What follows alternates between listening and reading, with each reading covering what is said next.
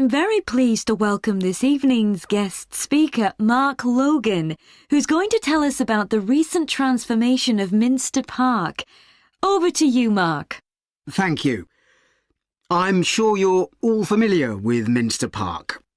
It's been a feature of the city for well over a century and has been the responsibility of the City Council for most of that time. What perhaps isn't so well known is the origin of the park. Unlike many public parks that started in private ownership, as the garden of a large house, for instance, Minster was some wasteland, which people living nearby started planting with flowers in 1892.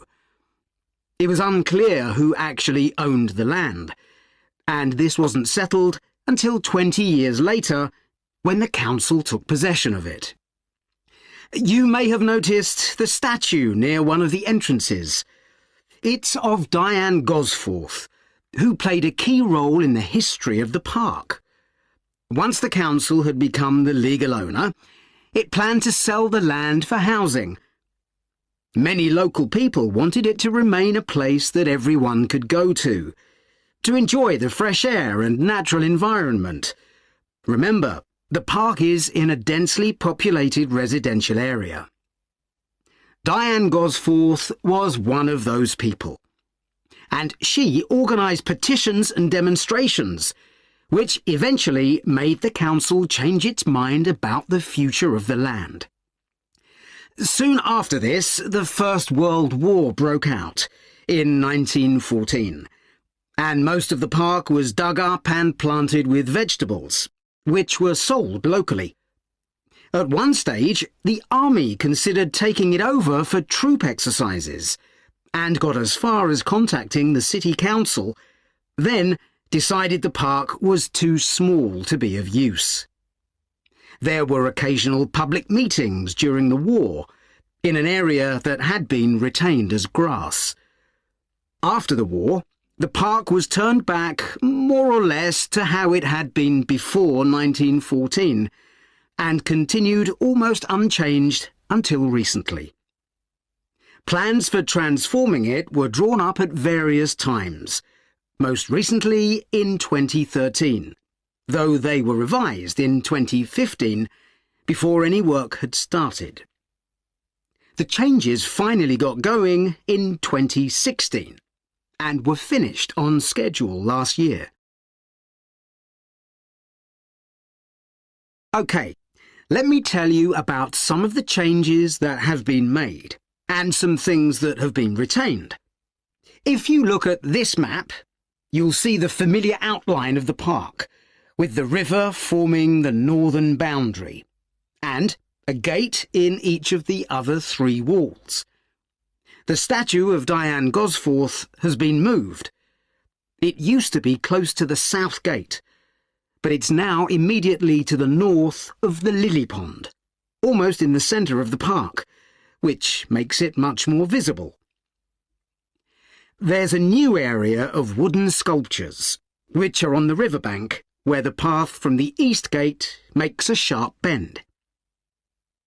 There are two areas that are particularly intended for children. The playground has been enlarged and improved, and that's between the river and the path that leads from the pond to the river. Then there's a new maze, a circular series of paths separated by low hedges. That's near the west gate. You go north from there towards the river and then turn left to reach it. There have been tennis courts in the park for many years, and they've been doubled, from 4 to 8. They're still in the southwest corner of the park, where there's a right-angled bend in the path. Something else I'd like to mention is the new fitness area. This is right next to the lily pond on the same side as the west gate. Now, as you're all gardeners, I'm sure you'll like to hear about the plants that have been chosen for the park. OK, Graham, so let's check we both know what we're supposed to be doing. OK. So, for the university's open day, we have to plan a display on British life and literature in the mid-19th century. That's right. But we'll have some people to help us find the materials and set it up, remember? For the moment, we just need to plan it. Good. So, have you gathered who's expected to come and see the display? Is it for the people studying English or students from other departments? I'm not clear about it. Nor me. That was how it used to be, but it didn't attract many people, so this year it's going to be part of an open day to raise the university's profile. It'll be publicised in the city to encourage people to come and find out something of what goes on here, and it's included in the information that's sent to people who are considering applying to study here next year. Presumably, some current students and lecturers will come? I would imagine so. But we've been told to concentrate on the other categories of people. Right. We don't have to cover the whole range of 19th century literature, do we? No, it's entirely up to us. I suggest just using Charles Dickens. That's a good idea. Most people have heard of him and have probably read some of his novels or seen films based on them. So that's a good lead-in to life in his time. Exactly. And his novels show the awful conditions that most people had to live in, don't they? He wanted to shock people into doing something about it.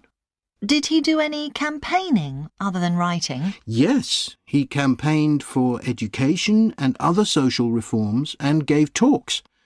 But I'm inclined to ignore that and focus on the novels. Yes, I agree. OK, so now shall we think about a topic linked to each novel? Yes, I've printed out a list of Dickens's novels in the order they were published, in the hope you'd agree to focus on him. You're lucky I did agree. Let's have a look. OK, the first was The Pickwick Papers, published in 1836. It was very successful when it came out, wasn't it? And was adapted for the theatre straight away. There's an interesting point, though, that there's a character who keeps falling asleep, and that medical condition was named after the book, Pickwickian syndrome. Oh, so why don't we use that as the topic and include some quotations from the novel? Right. Next is Oliver Twist. There's a lot in the novel about poverty, but maybe something less obvious. Well, Oliver is taught how to steal, isn't he? We could use that to illustrate the fact that very few children went to school, particularly not poor children, so they learnt in other ways. Good idea. What's next? Maybe Nicholas Nickleby? Actually, he taught in a really cruel school, didn't he? That's right. But there's also the company of touring actors that Nicholas joins. We could do something on theatres and other amusements of the time. We don't want only the bad things, do we? OK. What about Martin Chuzzlewit? He goes to the USA, doesn't he? Yes. And Dickens himself had been there a year before and drew on his experience there in the novel. I wonder, though. The main theme is selfishness. So we could do something on social justice? No, too general. Let's keep to your idea. I think it would work well. He wrote Bleak House next. That's my favourite of his novels. Yes, mine too. Oh. His satire of the legal system is pretty powerful. That's true. But think about Esther, the heroine. As a child, she lives with someone she doesn't know is her aunt, who treats her very badly. Then she's very happy living with her guardian, and he puts her in charge of the household. And at the end, she gets married, and her guardian gives her and her husband a house, where, of course, they're very happy. Yes, I like that. What shall we take next? Little Dorrit? Old Mr. Dorrit has been in a debtor's prison for years. So was Dickens's father, wasn't he? That's right. What about focusing on the part when Mr. Dorrit inherits a fortune and he starts pretending he's always been rich? Good idea. OK.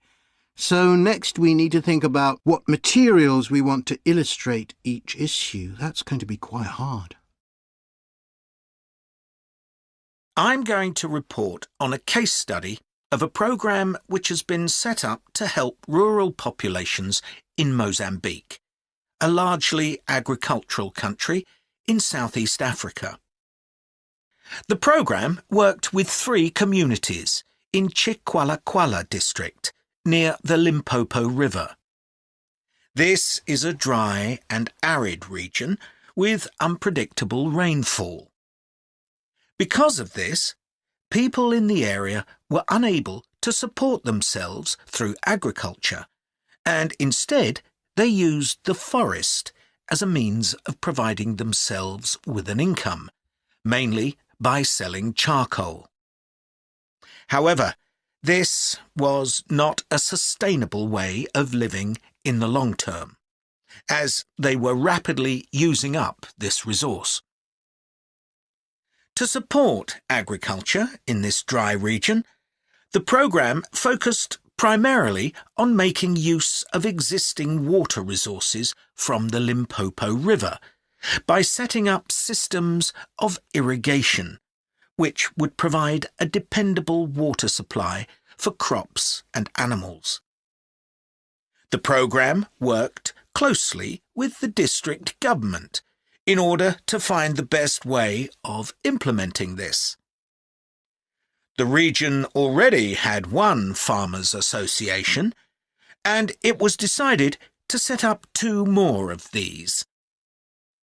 These associations planned and carried out activities including water management, livestock breeding and agriculture, and it was notable that in general women formed the majority of the workforce. It was decided that in order to keep the crops safe from animals, both wild and domestic, special areas should be fenced off where the crops could be grown. The community was responsible for creating these fences, but the programme provided the necessary wire for making them. Once the area had been fenced off, it could be cultivated. The land was dug so that vegetables and cereals appropriate to the climate could be grown, and the programme provided the necessary seeds for this. The programme also provided pumps so that water could be brought from the river in pipes to the fields. However, the labour was all provided by local people, and they also provided and put up the posts that supported the fences around the fields.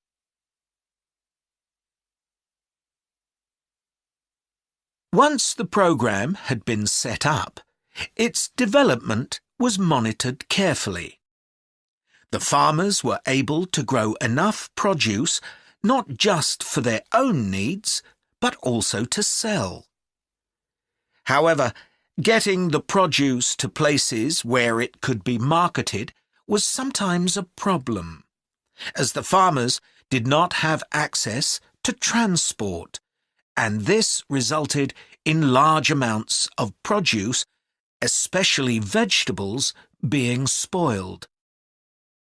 This problem was discussed with the farmers' associations, and it was decided that in order to prevent food from being spoiled, the farmers needed to learn techniques for its preservation. There was also an additional initiative that had not been originally planned, but which became a central feature of the programme.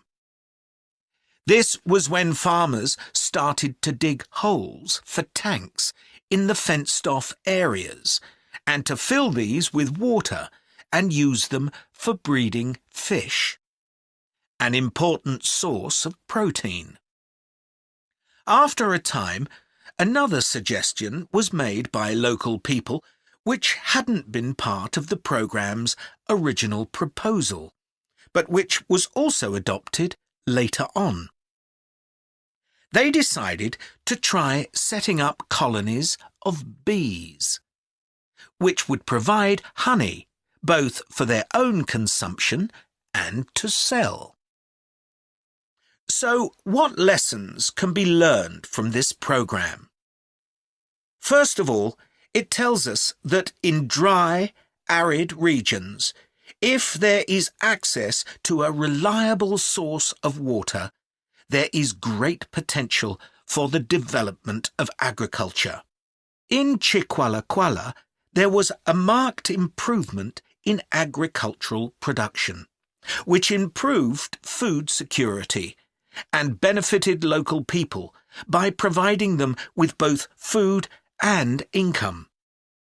However, it's important to set realistic timelines for each phase of the programme, especially for its design, as mistakes made at this stage may be hard to correct later on.